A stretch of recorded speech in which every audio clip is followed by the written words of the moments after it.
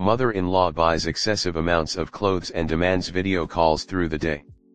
I've been trying to come up with the words for some time, but it always fails me.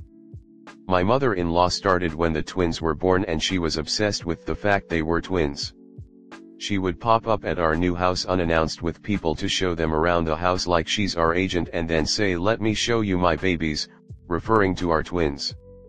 I had a nice "Hey, please stop popping up" talk and she has listened for the most part, but she went from popping up all the time to buying every little discount clothing she finds and is overbearing with it.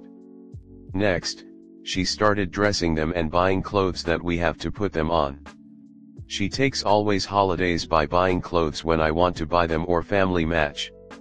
When I spoke to her she said, "Oh, I'm overstepping," when she noticed she had dressed them for all the holidays and family events, before I said anything, but she keeps doing it. Yet she still calls while she is already on the way to our house unannounced saying she has clothes to drop off for the babies. Mill had a friend that say y'all don't have to buy anything the way she buys all their clothes and she tells everyone she's does it. It's like she wants to be known for it because she babies all her other kids and my wife is the independent one. Mill also demands FaceTime calls throughout the day but morning and before they go to bed is the kicker. She starts off calls with "Where's my babies?" And if she can't reach my wife she will call my phone back to back while I'm working. When she calls all day it feels like a pry session to figure out the ins and outs of our household. It's smothering to the point she feels like the third person in our relationship because she asks intrusive questions. She also comes over our house and complains about us moving stuff or what we bought. She voluntarily tells us where to buy stuff. For example, we bought our refrigerator and bed from her favorite stores. It first felt like she was proud of us, then, it felt like she was living through us. She straight up says I don't like that to things we decorate with or buy.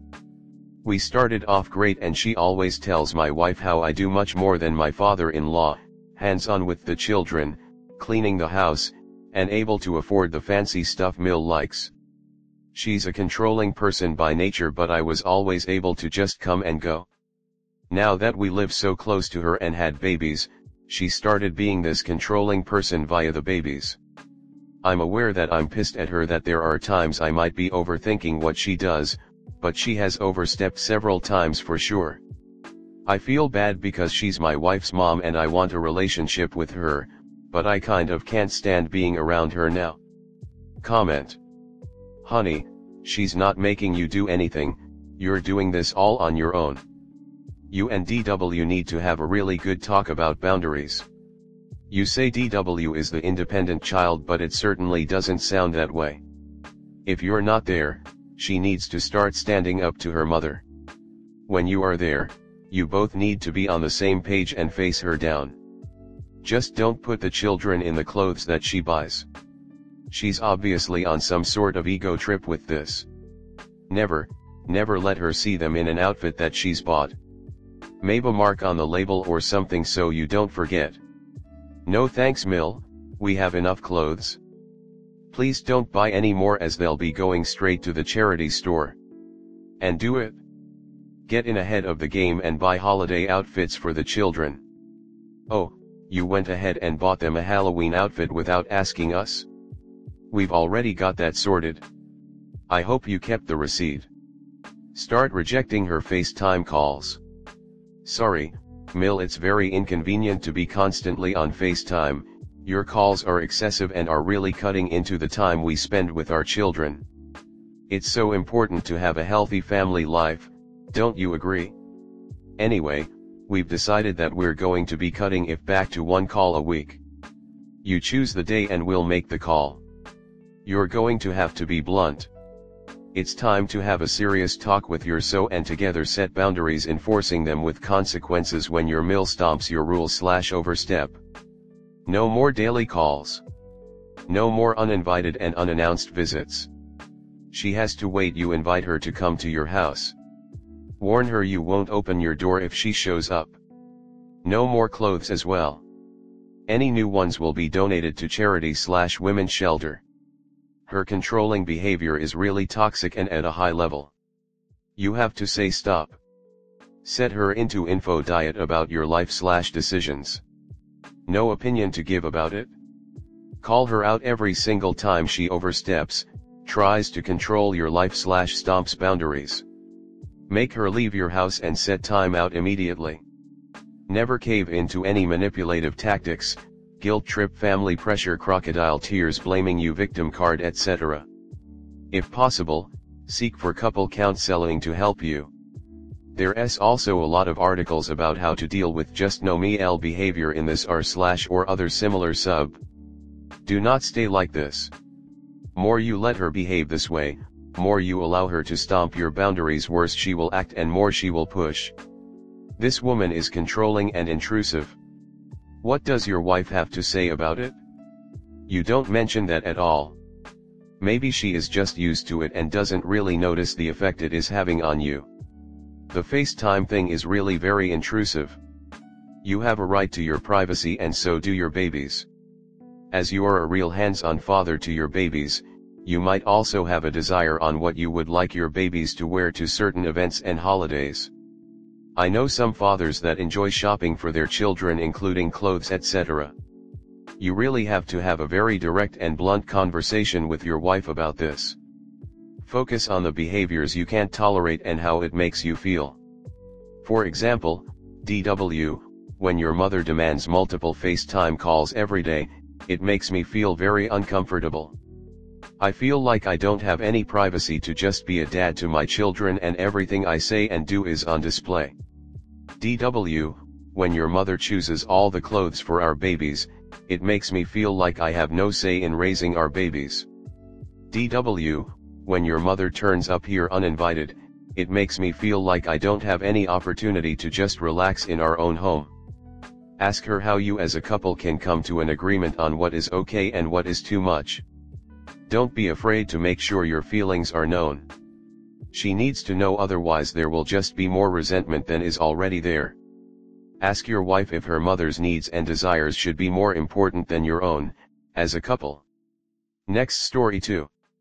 My mother-in-law hates me for a reason, my long-term partner and I are unaware of, but she will not communicate with us.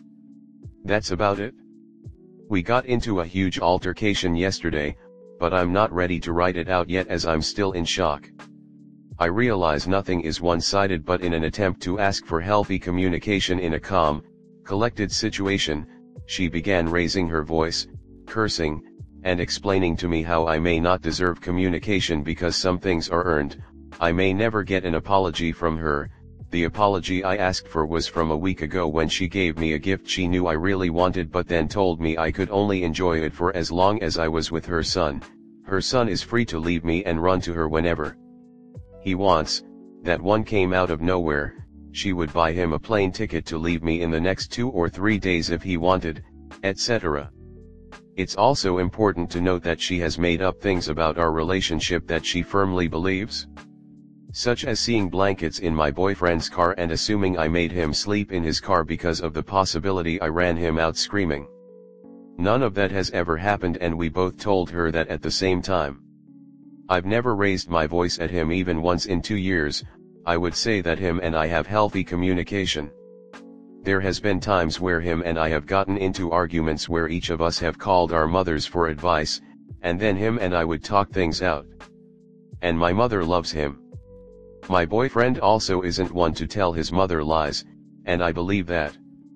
I would say that farthest he could go is maybe saying things under his breath like maybe I should just sleep in the car tonight or something, but that's a long shot I think, and even then I firmly believe he would take it back shortly after. He's in therapy right now and doing extremely better mentally. I also went through therapy and am on medication. We are no longer on speaking terms with her, on his accord. He told her we were leaving and for her to leave us alone and that she was so aggressive, etc. And actually she followed us all the way to our house. It was kind of creepy. Even pulling into our gated parking garage. I want them to have a relationship. She is his only parent. The only thing she said she doesn't like about me are some things I've said, but she won't give an example. My boyfriend once told me that she said she didn't like it one time when I said I was ready to go in a restaurant, and one time when my grandmother asked what he was going to do for work once we moved, and one time when I jokingly said she could give us one of her 30 stained glass lamps. Which is the one gift she gave me, and then said I could only enjoy it as long as I was with her son.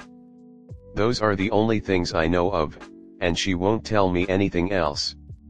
We don't get a single penny from her. My boyfriend said he won't speak to her until she apologizes to me. Him and I have talked all this out, and our relationship is amazing. We love each other and have really good communication at this point in our relationship. We talk things out as they come up. But she hates me. Help. Comment. It sounds like you and your so have a lot of this handled. Good luck on it going well in the future. One thing I would suggest is giving her back the stained glass lamp. At best she is loaning it to you, and at worst she sees it as potential leverage over you. Returning it to her removes the potential leverage and simply takes it out of play as a source of contention between the two of you.